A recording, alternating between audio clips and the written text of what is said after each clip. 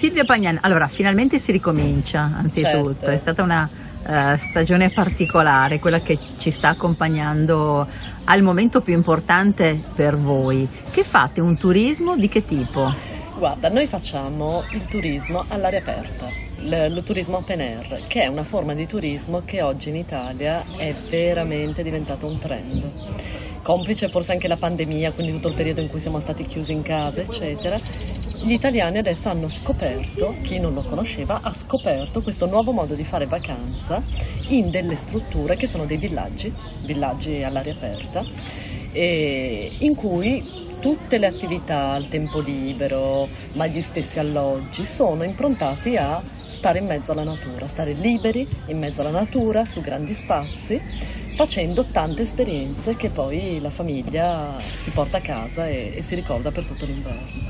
Il turismo open air è davvero oggi diventato, anche direi abbastanza importante nell'industria turistica in generale italiana, perché comincia a fare dei numeri davvero importanti e si stima che ci siano state circa 50 milioni di presenze di turismo all'aria aperta in Italia, quindi sono davvero numeri che ormai non si possono non considerare.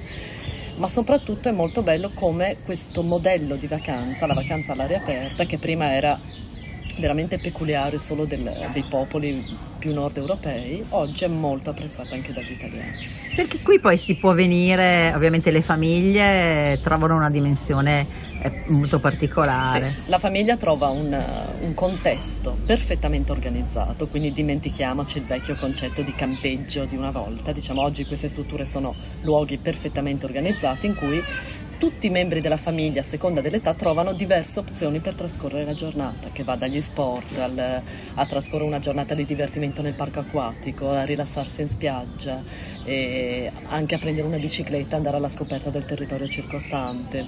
I bambini sono i protagonisti di queste strutture, quindi per loro ci sono infinite attività, dalla formazione sportiva, che è sempre gratuita, ai gioco, ai laboratori creativi, agli spettacoli serali. Quindi davvero dal bambino di 3-4 anni al ragazzo teenager all'adulto, ognuno trova una dimensione in cui sta bene. E poi ci sono anche i quattro zampe. Ci sono certamente, per noi è importantissimo, siamo orgogliosissimi di aver aperto i nostri villaggi agli animali, in genere agli animali, perché noi ospitiamo anche gatti comunque, non si limita solo ai cani, e a Villaggio Barricata, che è l'altra nostra struttura sul Delta del Po, ospitiamo anche i cavalli dei nostri ospiti. I cani qui hanno tantissimi spazi a disposizione, possono girare liberi al guinzaglio ovviamente per tutto il villaggio, ad eccetto dei piani vasca, perché ci sono delle regolamentazioni per cui agli animali non è consentito accedere ai piani vasca, ma proprio per questo tra i progetti futuri si sta anche pensando alla realizzazione di una piscina per i cani, in modo che i proprietari dei cani possano trascorrere lì con loro il loro tempo libero. Questa diventa una piccola città, no? Di che numeri parliamo? Quanti dipendenti? Allora, guarda, questa è davvero una piccola città, perché la capienza è di circa 5.500 persone, lo staff è grandissimo, si parla di circa 350 persone e quindi sono numeri effettivamente di un certo tipo. Quanto difficile è diciamo, reclutare persone, che è un po' un problema diffuso, no? È difficile anche da superare. Problema. È sicuramente un enorme problema, è un problema che abbiamo dovuto affrontare tutti, in qualsiasi settore, non solo il turismo. Nel turismo è stato sicuramente un problema, lo è ancora di più nel turismo stagionale come il nostro, perché chiaramente la stagionalità non gioca a favore della ricerca di personale qualificato. Io credo che ci sia bisogno di molta formazione e di non percepire questi lavori, queste attività come precari, perché di fatto non lo sono. Però ci vuole anche una cultura, sia una cultura a livello imprenditoriale da parte nostra, ma anche da parte delle istituzioni a livello di formazione, per iniziare a creare delle professionalità per il turismo, cosa che in Italia secondo me è ancora abbastanza carente.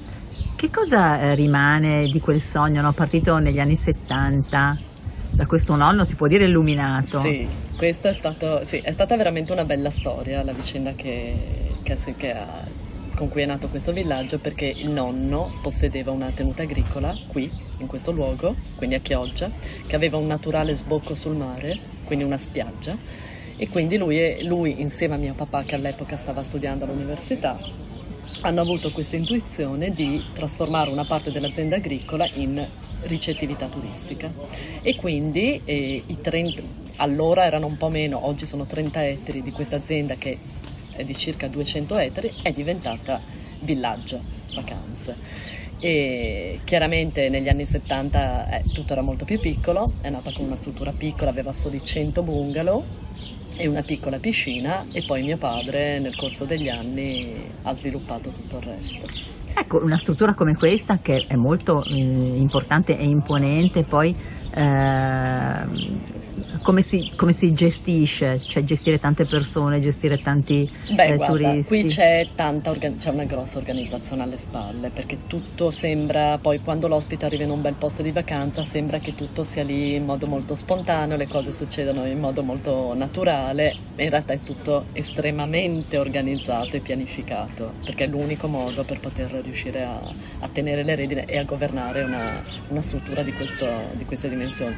Noi abbiamo un ufficio per le relazioni con i clienti, un ufficio per il booking, il ricevimento per gli ospiti in arrivo, la security, c'è tutta un'organizzazione. C'è anche un presidio sanitario? C'è un presidio sanitario, certamente. Abbiamo un'infermiera che è a disposizione dei nostri clienti gratuitamente per loro ogni giorno, e in più c'è un medico che visita a pagamento, chiaramente, per chi avesse necessità di una visita specialistica. Quindi gli ospiti si sentono sicuramente tranquilli anche sotto questo punto di vista. Che previsioni avete? Voi avete già cominciato con i turisti Certo. dalla Germania, Noi no? Storicamente abbiamo avuto la Pentecoste, che è la classica, la prima vacanza importante per il turismo tedesco, che è andata molto bene, nonostante fosse molto anticipata, perché è stata le ultime 2 settimane di maggio.